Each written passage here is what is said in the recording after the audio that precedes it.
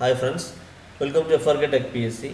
ഈ വീഡിയോയിൽ ഞാൻ ചെയ്തത് PSC എക്സാമിൽ കേരള വാട്ടർ അതോറിറ്റിയിലേക്ക് വിളിച്ച ഓവർസിയർ ഡ്രാഫ്റ്റ്സ്മാൻ എക്സാമിൽ വരുന്ന സിവിൽ ബേസ്ഡ് ഒബ്ജക്റ്റീവ് ക്വസ്റ്റ്യൻസ് ആണ് ചെയ്യുന്നത്. ഇത് 9ാമത്തെ സെഷനാണ്. നമ്മളിപ്പോൾ ഈ കഴിഞ്ഞ 8 സെഷൻസ് കഴിഞ്ഞു.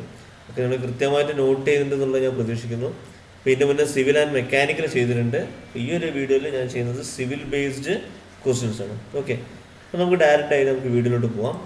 First question, surveying in which the curvature of earth taken into account is called trigonometrical surveying, hydrographic surveying, plane surveying, all of the above. അതിൻ്റെ കറക്റ്റ് ആൻസർ വരുന്നത് trigonometrical surveying ആണ്. ഓക്കെ, അതായത് നമ്മൾ സർവേ ചെയ്യുമ്പോൾ എർത്തിൻ്റെ curvature കൂടെ consider ചെയ്യുന്നത് ഏത് type of surveying ആണെന്നാണ് ചോദിച്ചത്. അതിൻ്റെ ആൻസർ വരുന്നത് ട്രിഗ്നോമെട്രിക്കൽ സർവേയിങ് ആണ്. അപ്പോൾ നമുക്കതിൻ്റെ വ്യത്യാസം നോക്കാം. അപ്പോൾ നമുക്ക് എർത്തിൻ്റെ കർവേച്ചർ വെച്ച് നോക്കുമ്പോൾ 2 ടൈപ്പ് സർവേയിങ് ഉള്ളത്, പ്ലെയിൻ സർവേയിങ്ങും രണ്ടാമത് ജിയോഡറ്റിക് ഓർ ട്രിഗ്നോമെട്രിക്കൽ സർവേയിങ്. അപ്പോൾ നിങ്ങൾ ആ പേരൊന്ന് നോട്ട് ചെയ്ത് വെക്കുക കേട്ടോ, ജിയോഡറ്റിക് ഓർ ട്രിഗ്നോമെട്രിക്കൽ സർവേയിങ്. അപ്പോൾ ഇനി ക്വസ്റ്റ്യൻ പേപ്പറിൽ ജിയോഡറ്റിക് സർവേയിങ് എന്നായിരിക്കും വരിക.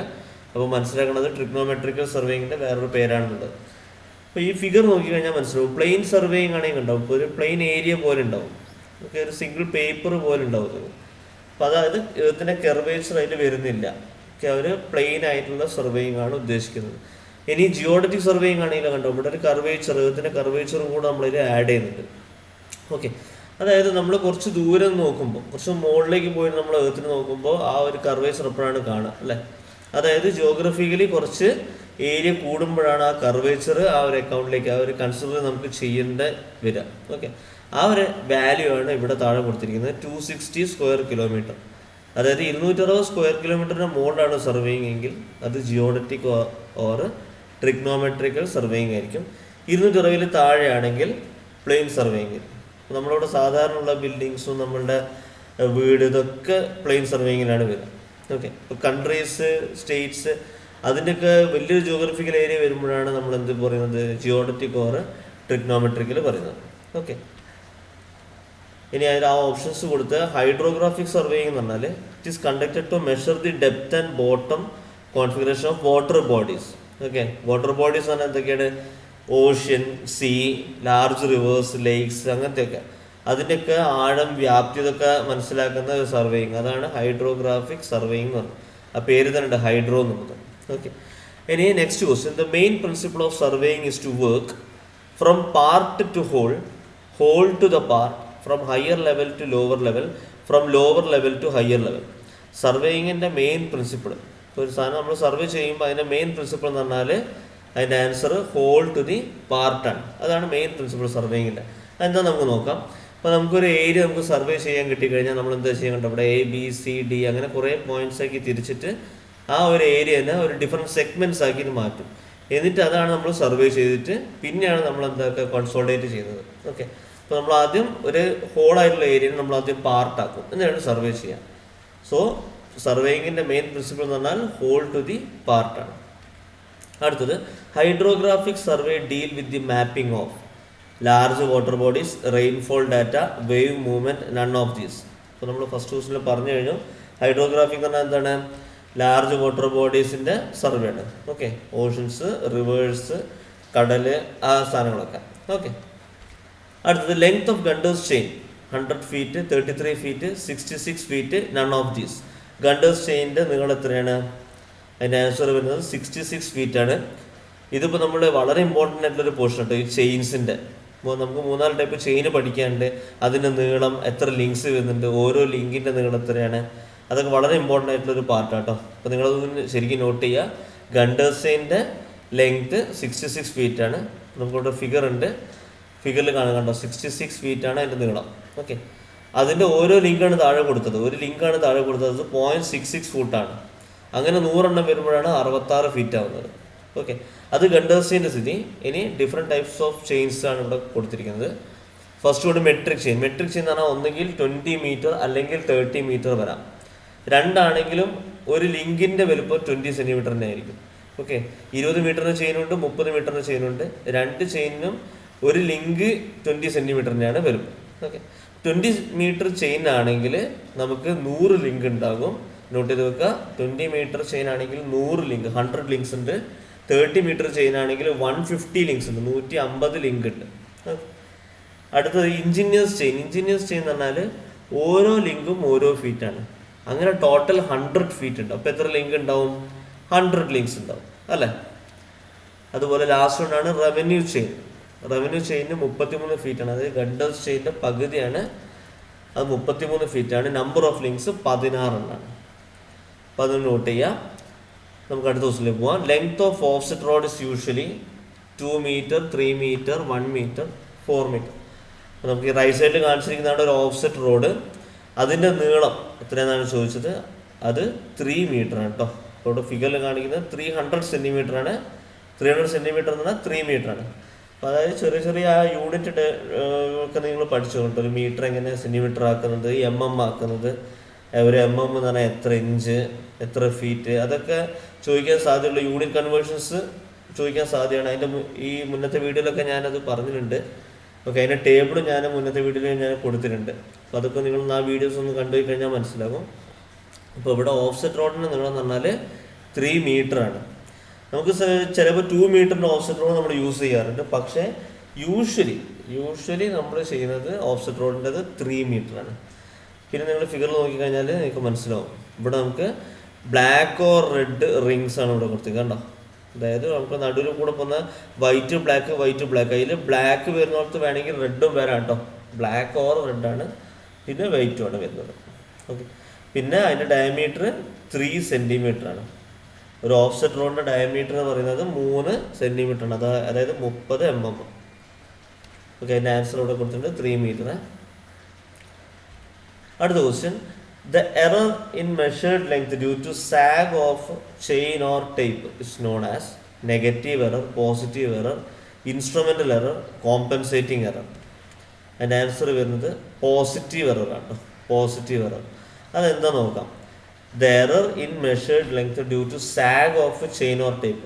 അപ്പോൾ നമ്മൾ കുറച്ച് നീളത്തിലുള്ള ഒരു ലെങ്ത്ത് നമ്മൾ ടേപ്പ് വെച്ച് നടക്കുമ്പോൾ ആ ടേപ്പ് രണ്ടറ്റത്ത് നമ്മൾ ടേപ്പ് പിടിച്ചു കഴിഞ്ഞാൽ ആ ടേപ്പിന് ചെറിയൊരു തൂക്കം ഉണ്ടാവും അല്ലേ. ചെറിയൊരു വെയിറ്റ് കൊണ്ട് ചെറുതായിട്ടൊന്ന് ബെൻഡായിട്ട് താഴേക്ക് പോകും അല്ലേ, ചെറിയൊരു തൂക്കം ഉണ്ടാവും. അപ്പോൾ അതുകൊണ്ട് എന്തായി, നമ്മൾ ആ ടേപ്പ് വെച്ച് മെഷർ ചെയ്യുന്ന കിട്ടുന്ന ലെങ്ത്ത് ആക്ച്വൽ ലെങ്ത്തിനേക്കാളും എന്തായാലും കൂടുതലായിരിക്കും അല്ലേ. അതാണ് സാഗ് എന്ന് പറയുന്നത്. അപ്പോൾ ആ തൂങ്ങിപ്പോകുന്നതിനാണ് സാഗ് എന്ന് പറയുന്നത്. അപ്പോൾ ഇവിടെ കൊടുത്തിട്ടുണ്ട് the actual measurement distance may be shorter than the measured length due to sagging. Okay, അത് നമുക്കൊന്ന് നോക്കി നോക്കാം. അതിൻ്റെ ഫിഗർ ഉണ്ടെങ്കിൽ നിങ്ങൾക്ക് മനസ്സിലാവും.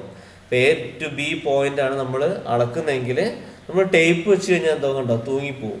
ടേപ്പ് തൂങ്ങിപ്പോയി, അതാണ് സാഗിങ് എന്ന് പറയുന്നത്. ഈ തൂങ്ങിപ്പോകുന്നതിനാണ് സാഗിങ് എന്ന് പറയുന്നത്. അതുകൊണ്ട് തന്നെ അവിടെ കിട്ടുന്ന മെഷർ ചെയ്ത് കിട്ടുന്ന അളവ് എന്ന് പറഞ്ഞാൽ ഈ ലെങ്ത് റിക്വയർഡിനേക്കാൾ, ഇതാണ് ലെങ്ത് റിക്വയർഡ് നേരെ പോണത്, അതിനേക്കാൾ എന്തായാലും കൂടുതലായിരിക്കും.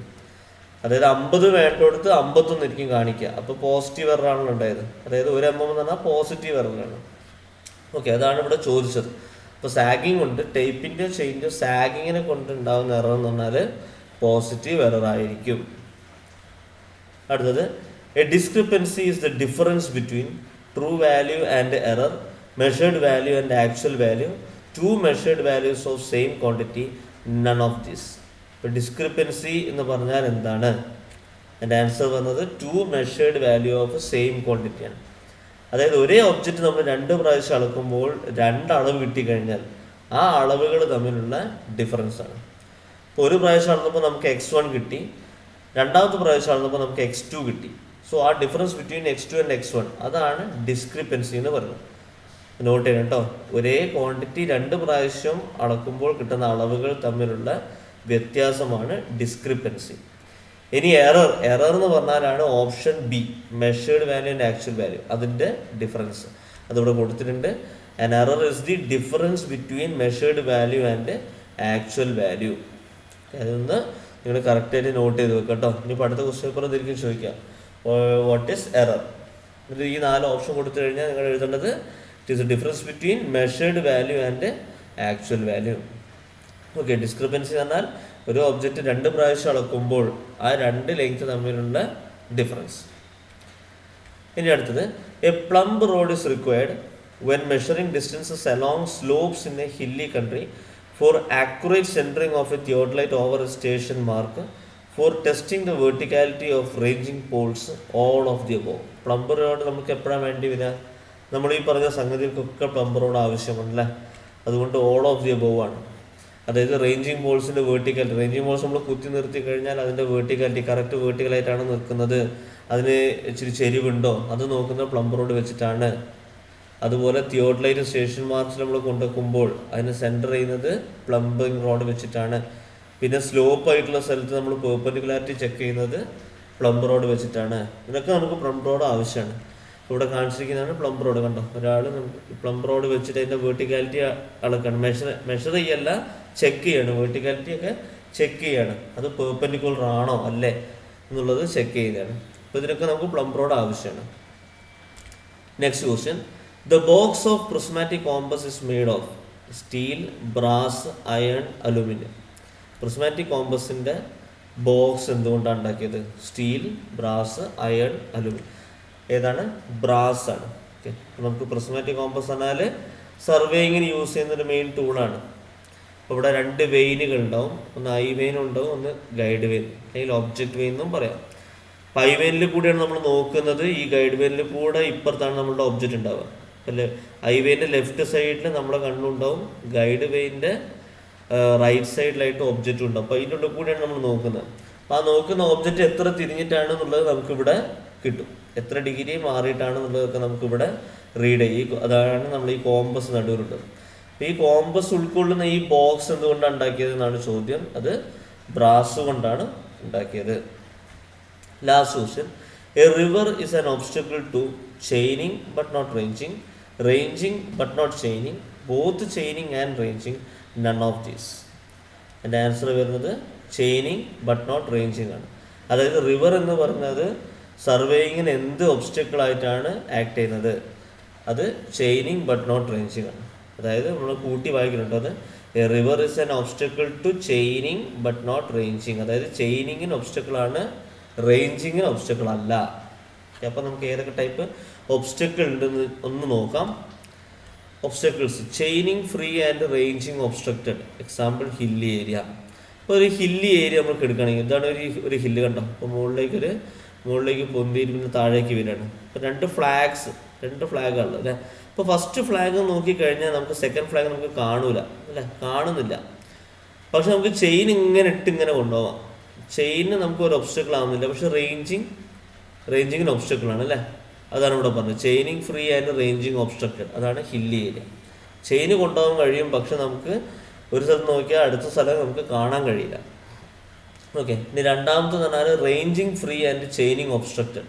Example river. അതാണ് ഇപ്പോൾ നമുക്ക് ഈ ക്വസ്റ്റ്യനിൽ ചോദിച്ചത്. റിവർ എന്താണ് പറയുന്നത്? റേഞ്ചിങ് ഫ്രീ ആണ് അല്ലേ. നമുക്കിപ്പം എ എന്നുള്ള പോയിന്റ് നോക്കിക്കഴിഞ്ഞാൽ നമുക്ക് ട്രീ കാണാം. ഓക്കെ, ഇപ്പോൾ ഈ ബി എന്നുള്ളത് നമുക്ക് ഒഴിവാക്കാം. ജസ്റ്റ് എയും ആ ട്രീയും നോക്കുകയാണെങ്കിൽ എയിൽ നിന്ന് നോക്കിക്കഴിഞ്ഞാൽ ട്രീ കാണാം. അതായത് റേഞ്ചിങ് ഫ്രീ ആണ്, കാണാം, പക്ഷെ നമുക്ക് ചെയിൻ ഇട്ടുണ്ടാവില്ല. കാരണം എന്താ, അതിൻ്റെ ഇടയിൽ റിവർ ഉണ്ട്, പുഴ പോകുന്നുണ്ട്. അപ്പോൾ നമുക്ക് ചെയിൻ ഇട്ടുണ്ടാകാൻ ബുദ്ധിമുട്ടാണ്, നമുക്ക് ചെയ്യാൻ കഴിയില്ല. സോ റിവർ എന്ന് പറയുന്നതാണ് റേഞ്ചിങ് ഫ്രീയും ചെയിനിങ് ഒബ്സ്ട്രക്റ്റഡ് ആയിട്ടുള്ളൊരു ഒബ്സ്റ്റക്കിളാണ്. ഇനി both chaining and ranging obstructed ആണെങ്കിൽ ഒരു ബിൽഡിംഗ് കണ്ടോ. അപ്പോൾ ഇവിടെ നിന്ന് ഒരാളിങ്ങനെ നോക്കുന്നുണ്ട്, ഈ ബിൽഡിങ്ങിൻ്റെ അപ്പുറത്താണ് സെക്കൻഡ് സ്റ്റേഷൻ എങ്കിൽ നമുക്ക് ഇതിലൂടെ നമുക്ക് ചെയിന് കൊണ്ടുപോകാൻ കഴിയില്ല. ഇതിൻ്റെ ബിൽഡിങ്ങിന് നടുവ് കൂടെ നമുക്ക് ചെയിന് കൊണ്ടുപോകാൻ കഴിയില്ല, നമുക്ക് അപ്പുറത്തേക്ക് കാണുന്നുമില്ല. സോ ബിൽഡിംഗ് എന്ന് പറയുന്നത് both chaining and ranging is obstructed. ഇനി both chaining and ranging free എന്ന് പറഞ്ഞാൽ അതൊരു ഓപ്പൺ ഗ്രൗണ്ടാണ് അല്ലേ. ഒരു എക്സാമ്പിൾ എന്ന് പറഞ്ഞാൽ ഒരു ഓപ്പൺ ഗ്രൗണ്ടാണ്. ആ ഓപ്പൺ ഗ്രൗണ്ടിൽ കൂടെ നമുക്ക് ചെയിൻ ചെയ്യാനും കഴിയും, ചെയിന് കൊണ്ടുപോകാനും കഴിയും, നമുക്ക് കാണാനും കഴിയും. ഫസ്റ്റ് പോയിന്റും സെക്കൻഡ് പോയിന്റ് തമ്മിൽ കാണാനും കഴിയും, ചെയിന് കൊണ്ടുപോകാനും കഴിയും. സോ അതാണ് both chaining and ranging free എന്ന് പറയുന്നത്. അപ്പോൾ അതൊക്കെയാണ് ഒബ്സ്റ്റക്കിൾസ്. ഓക്കെ, അപ്പോൾ ഇത്രയാണ് ഇന്നത്തെ നമ്മളുടെ ക്വസ്റ്റ്യൻസ്. ഈ ഒരു വീഡിയോയിൽ 9ാം സെഷനിൽ നമ്മൾ ചെയ്യുന്ന 10 ക്വസ്റ്റ്യൻസ് ഇപ്പോൾ ഡിസ്കസ് ചെയ്ത് കഴിഞ്ഞു. നിങ്ങൾ കൃത്യമായിട്ട് നോട്ട് ചെയ്യാം. അപ്പോൾ ഞാൻ കുറച്ച് സ്പീഡായിട്ട് പറയുകയാണെങ്കിൽ തന്നെ നിങ്ങളത് ബാക്ക് അടിച്ച് നോക്കിയിട്ട് ആ ഇൻഫോർമേഷൻസ് കറക്റ്റായിട്ട് എഴുതി വെക്കുക കേട്ടോ. അപ്പോൾ നമുക്ക് ഇനി അടുത്ത വീഡിയോയിൽ അടുത്ത സെറ്റ് ഓഫ് ക്വസ്റ്റ്യൻസ് ആയിട്ട് നമുക്ക് കാണാം. Thank you.